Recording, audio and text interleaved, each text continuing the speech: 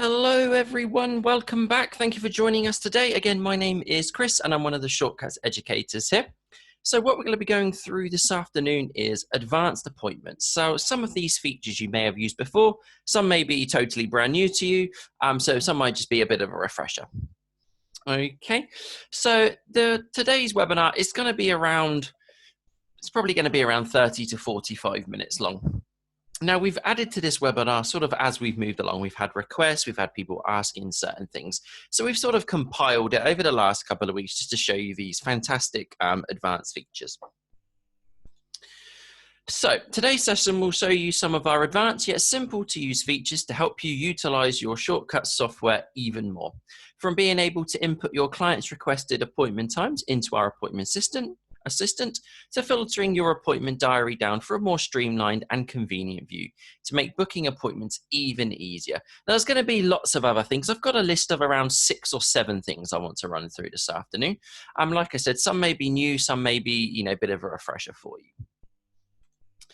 So in this session, we will be covering an overview of inputting your client's requested appointment times into our Shortcuts appointment assistant. Now, just think how easy it is, when we get those clients that are saying, are you available tomorrow between 10 and 2? Are you available Friday between 9 and 4, Saturday? And you find yourself flicking backwards and forwards. And one thing we don't want to do, we don't want to miss any free appointments. We want to ensure we maximize our utilization. So our appointment assistant will allow us to input that information, our client's requested appointment times, into the system, and it will find the correct date. It will find the correct appointment slot. Okay. We'll also looking at filtering your appointment book down to reduce booking errors and making it even easier to navigate your way around. Now, the beauty of filtering your appointment book down is currently we would be looking at all staff members, whether they're working or not. Now, what we can do is we can filter it down via capabilities. So we can show only stylists, only hairdressers, only beauty therapists, everything along those lines. We can also look at recurring repeat appointments. So if we've got a client that comes in, every 4 weeks, 2 p.m. on a Wednesday, that kind of good stuff. We can also look at grouping clients together, for hen do's, stag do's, wedding parties, everything like that. We're also going to be looking at refunds, okay? Now, typically we don't do a great deal of refunds in salons, but just in case we do need to refund a client or we do need to refund a product purchase or anything like that. We're also going to look at rescheduling appointments. Now, you may be thinking, I reschedule loads of appointments, but we have a very quick and handy tip to do it through Shortcuts. Because if you found yourself cancelling an appointment, of course, if you're using cancellation fees, when that comes up, that will, of course, affect that. And of course, it does have a knock-on effect with your cloud reporting. I'm also going to look at a few keyboard shortcuts and also looking at changing payment types, just to ensure that our trading summary adds up absolutely bang on, just in case we've got a client that paid by cash and we ran it through as card. Lovely. So same as before, of course, if you do need to contact us, please feel free to do so at education@shortcuts.co.uk. Or of course, same number as always, 0161 972 4900. Excellent stuff. So I think it's about time we jump straight into our live demonstration for this afternoon. So there we go. So I've opened up my Shortcuts Fusion system. And the first thing we are going to run through our appointment assistant. Now, as we look at our diary just here, in the bottom right-hand corner, you will notice there is a plus sign, and this is where our appointment assistant will sit. So what we're going to do is we're going to click the plus sign just here. Now, this can seem quite daunting, but it's quite easy. In fact, it's very easy. All we need to do is just run through a few steps. So this is our appointment assistant. This is going to help us find all of the appointments. So when we've got our clients requesting certain times, save us looking for that free slot. What we're going to do is we're going to use the appointment assistant to take all of the hard work from us. It's going to find the correct appointment time. So what we're going to do is we're just going to work through it step by step. So in the top left-hand corner, all we need to do is simply find the client. So we're going to click on the clients button and we're going to find the relevant client. What we're going to do is we're going to click the done button. Then we're going to say the days that they are available from and to. So I'm going to say that they are available from today up until Tuesday, the 15th of December. Now, you'll notice it's quite a broad date range, but I'm just going to minimize that down a little bit. Then within that date range from today to the 30th of September, we can say the days that you are available. So maybe within that date range from today to the 30th of September, maybe you're only available Wednesday, Thursdays, and Fridays. Okay, so we just tick the days of the week that you are available in that date range. Then we need to say when we want to start the appointment and when we want to finish the appointment by. So I'm going to say we want to have started by 3 p.m. and we want to have finished by 6 p.m. Underneath, if you want to put in a separate field, so maybe if you're not available from today to the 30th of September, maybe from there they want to look from the 31st of September up until the end of November. You can hit the little plus sign here and you can set up a second search. So now what we need to say is the services that we're going to be available to. So we're going to click the services button. And we're just going to say that this client wants to have a ladies cut and finish. And then all we do is we click the done button. So we've got our cut and finish, and we've said we're available Wednesday, Thursday, and Friday between the hours of 3 p.m. and 6 p.m. And the date range we want to come in is from today, the 16th of September, up until the end of this month, the 30th of September. Then what we're going to do is we're going to choose a specific employee. If not, all we can do is simply click the search button. And it will show us a list of available appointment times. So we can see here we have today available at 3 p.m., 3:15, 3:30, 3:45, and so forth. So I'm going to simply choose one of these times. And that will then show me that employee is with Sarah.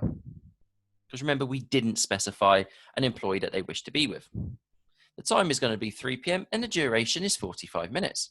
Now all we need to do is simply click the book button. And we can tag it just like before. You'll now see the appointment has been made. Now what this has done, this has taken us to a filtering screen, which leads us beautifully onto the next stage of our webinar. So the appointment has now, of course, been made. But what we can do, we can filter this appointment book down. So you'll currently notice we've got Sarah and Chris who are set to work today, but Matt and James are not. So what we can do, we can filter this appointment book down. Now, there's a few ways we can do it. We can be nice and simple, or we can go really advanced. So the filtering button is in the bottom left-hand corner just here. And I'm going to filter via rostered on, which basically means they are rostered or scheduled to work.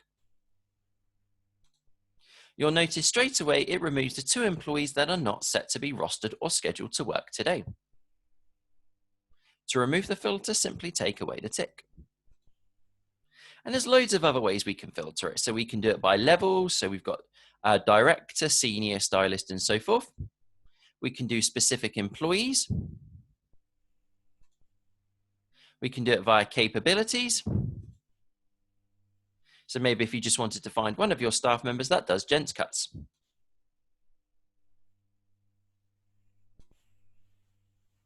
You can also create your own filters. The second tab in the top right-hand corner where it says filters, this is where you can create your own.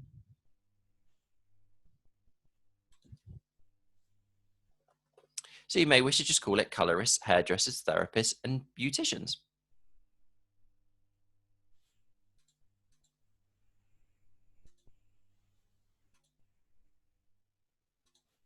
So you'll now see I've created my own custom filter, and I just called it colorists. To remove the filter, simply take away the tick in the bottom left-hand corner. And that is how we can filter our appointment book down. Now, the reason you may wish to do this, you may, of course, have a new staff member starting, and they may not quite be familiar with which are your colorists, which are your stylists, which are your graduate stylists, and so forth. So filtering that appointment book down is a great way to assist them. And of course, it's going to reduce errors because we don't want to book a therapist in for like a balayage or something along those lines. So it's a great way to ensure no mistakes are made moving forward. And that is how we can filter our appointment book down. So what we're going to have a look at now is recurring our appointment. Now, recurring appointments is if that particular client comes in at exactly the same time on the same day every 3 weeks. Okay, so it could be, let's have a look at our client William Smith on the left-hand side. Let's say that that client comes in every Wednesday, every 4 weeks at 3 p.m. Now, rather than us going through and manually inputting those services in, we can recur the appointment. So, of course, they come in every Wednesday at 3 p.m. So we've got that appointment booked in already. That is our starting point. We need to ensure that that appointment is currently booked in. That is our basis, okay? So what we're going to do is, using the right-hand side of our mouse, we're going to right-click, and we're going to go down to where it says recur. And it is a two-step process. Step 1, to select a date to book the next appointment. So I'm going to say that they come in, to make it nice and easy, just so we can all follow this. I'm going to say that William Smith comes in every week. Okay, so every 7 days. So this is today's date here. And he comes in every week. So the next week he's going to come in is the 23rd. Step 2, select the date the reoccurrence finishes. And we can see it recurs every 7 days, which means this client will come in every 7 days. So step 2, select the date the reoccurrence finishes. This is how far into the future these appointments are going to be booked. So I'm going to say he's going to come in every 7 days, every week, until the 28th of October. It will then give you a list of all of the appointments that have been created. Click Done to confirm this, and if we scroll through every week, I, of course, just need to pop my schedules in there, but the appointment has been made successfully.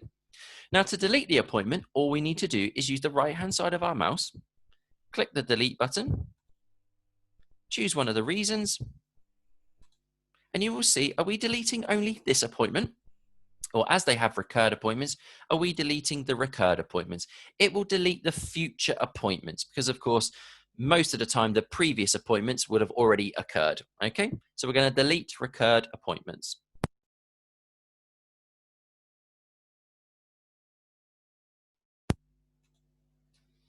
And that is how quickly and easy we can recur all of our appointments. Now, this is a fantastic tool to have beginning of the year. So some of us will know we have those really regular clients that maybe come in every week for a blow dry, every couple of weeks for our nail services and so forth. At the beginning of the year, we can get all of those appointments in. It will secure all of those appointments and will reduce disappointment for your client. And of course, it's going to save your front of house staff members lots and lots of time. Okay, that is recurring appointments. What we're going to have a look at now is rescheduling appointments. Now, I know some of you might be thinking, well, when I reschedule an appointment, I simply just delete it and then rebook it. And theoretically, there is nothing wrong in doing so. But when you look at things like your cloud reporting, it will have a knock-on effect on your report where it says cancellations. Because, of course, we are technically and literally cancelling the appointment to reschedule it. Now, when we move forward, we've got an exciting new feature coming soon called cancellation fees. If we cancel the appointment to reschedule it, that fee will most likely be charged. So we need a really quick way to reschedule an appointment, and it is really, really easy to do so. So you'll see here, I've got a client. I've got Mr. David Hoff, okay? And he wants to come in tomorrow. We want to reschedule his appointment to tomorrow. So what we're going to do is, using the right-hand side of our mouse, we're going to right-click, and we're going to click here where it says select, okay? And we're going to select the appointment. Now you'll now notice this tiny folder here has now illuminated.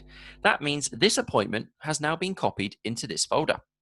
So what we need to do is move to the date we wish to reschedule it to.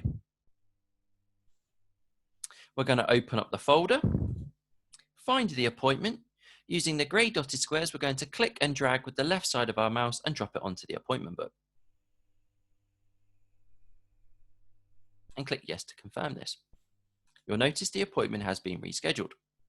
So one last time, let's reschedule it back to today. So I'm going to right click, go down to select, move to the day we wish to reschedule it to, i.e. today, open up the folder. Using the grey dotted tab, click and drag with the left side of our mouse and drop it onto the appointment book at the correct time. So we can see in a matter of seconds there, we can reschedule that appointment. So there's no need to delete it, no need to cancel it, because of course, when we do that, as we said, it does have a knock-on effect, but we may forget what they were booked in for.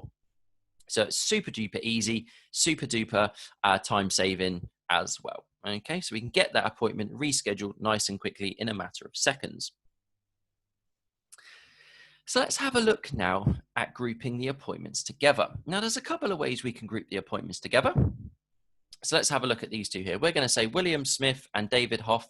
We're going to say they're part of a stag do. Okay, they're part of a group. So we're going to arrive both of the clients respectfully, just like that. And then what we're going to do is we're going to right click on the appointment and we're going to go down to where it says add to group. And we're just going to click the button where it says add to new group. I'm going to type the name of the group in. Okay, I'm just going to call it stag do one. Okay, because they're both enjoying a stag do. You'll now notice there's a little black dot just here. And again, we're going to do exactly the same for William. We're going to go down to add to group. And you'll now notice the group is already there. So we're just going to click stag do one. So it's a fantastic visual indicator to let you know that these two clients are part of a group. So what we can now do, we're going to check the client out. So we're going to right click on William and we're going to click check out. And it says, do you wish to check out the group or the individual client? So we can check out William by himself or we can check out as a group. Now, the other way we can group clients together, so maybe you've got a mum and dad, father, daughter, all of that kind of stuff. What we can do is again, go to the point of sale screen on the right-hand side. Choose from the drop-down arrow at the top of our screen here. And you'll see it says hashtag group. We can click onto hashtag group. You will get a list of clients that are arrived. So you right-click arrive them. You'll get a list of those clients and simply click the grey dotted tab to group those clients together. And you can click done to confirm this. And you'll now notice we have a group total. If you are going to do it this way, please treat each individual client first and foremost. So if one has a particular discount, if one wishes to purchase a product, please treat them individually first and then group them together that way. Okay, because as you can see, the bill is just as one. Their history will still remain individually. So if they have a discount, it will appear on their respective history as well. Okay, so it's a great way to group those clients together because I know, when half term, I think we've just missed half term and summer holidays, things like that. But we know we have a lot of families come in and naturally the parents want to pay for the children. So it's a great way to group those clients together. Perfect. So what we're going to do now, let's have a look at refunds. Now, refunds we don't typically do, but of course it can catch us out when a client wants to have a refund for a service for whatever reason, or maybe a product. Now, there's a couple of ways we can do this. So what we can do is we can go into the client's history. So on the right-hand side of our navigation bar, we're going to click where it says clients. And we're just going to find the relevant clients. I've got my client here called Chris, who had a service earlier on. He's not very happy with it.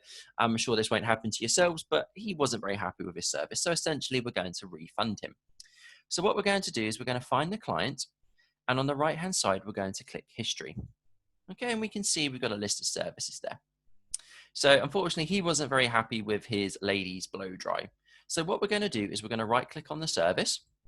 And you'll see it says refund.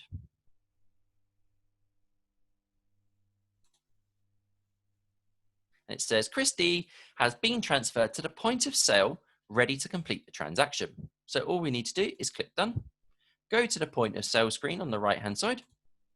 You'll see there it is. There's the refund. All we need to do is simply click end sale just down here.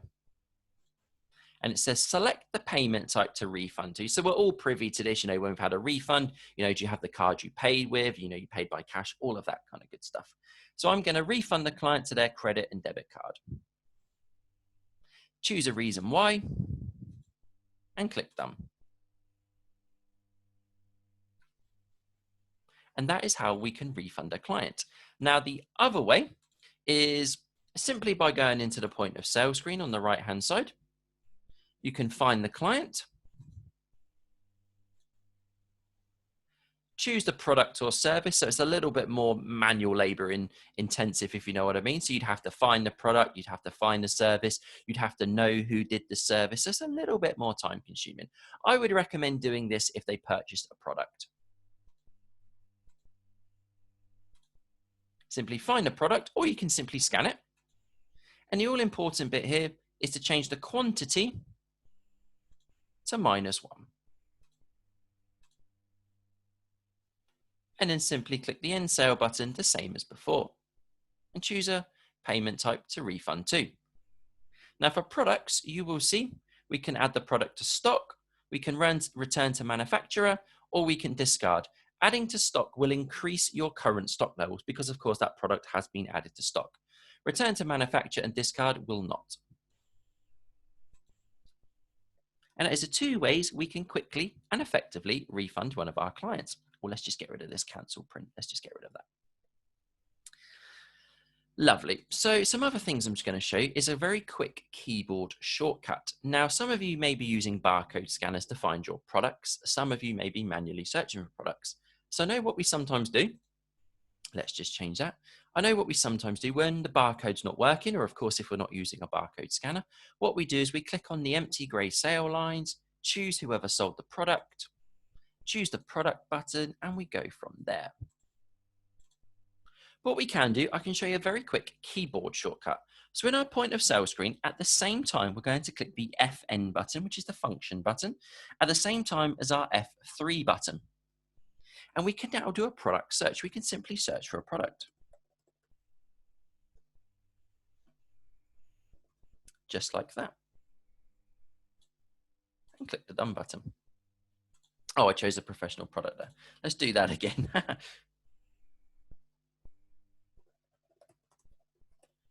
There we go.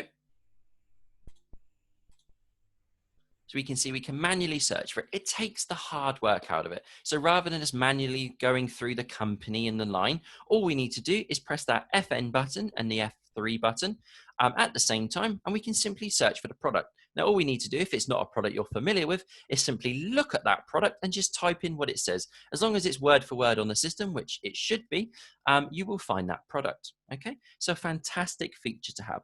And that's our keyboard shortcut. That's FN and F3 together. So the last thing we're going to look at to help out our cashing up is changing our payment types. Now, sometimes I know we get really busy and we run a bill through and we run it through as cash when really it should have been card. Now, of course, that's going to throw our cashing up out. It's going to throw our trading summary out. So we need a way to change this. So how can we do that? So again, in our point of sale screen, what we're going to do is we're going to click the transactions button in the top right hand corner. And this will display a list of all of our transactions for a particular day. Or down the bottom right hand corner, you will see there is a calendar where if we noticed a couple of days later that a payment mistake was ran through, it was ran through as cash when it should have been card, we can go back, we can backtrack. So let's have a look here. We've got my client here, Chris, who had a ladies blow dry. And we said we ran it through as credit and debit card. So all we need to do is click the payment button just down here. Click onto the payment button and change it to 0 because they didn't pay anything by credit and debit card. They actually paid via cash. So we're going to change credit and debit card to 0. Then all we need to do is simply click the cash button and it will remember the money for you. So £14.50. Simply click done, click done.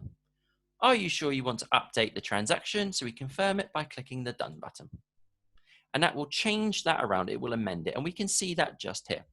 Now, please don't worry. This is only accessible via a certain level of security. Now, security is set up in configuration. So, of course, you may not wish to have all of your staff members accessing the payment types, change it from cash to card, cash to card, card to cash.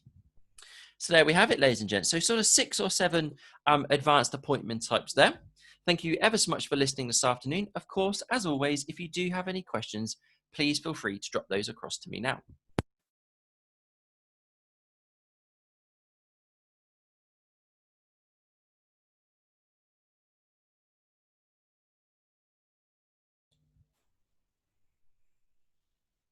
Lovely. Okay, excellent stuff.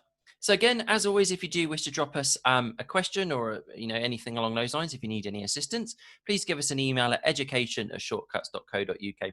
Hopefully everyone will be able to join me on my next webinar in just over half an hour, which for our Elevate and Elevate Plus users, we'll be running through the Salon mobile guest app and custom CICs. Thank you ever so much for joining me again this afternoon. Hopefully I shall speak to you all again soon. Thank you ever so much. Take care. Bye-bye.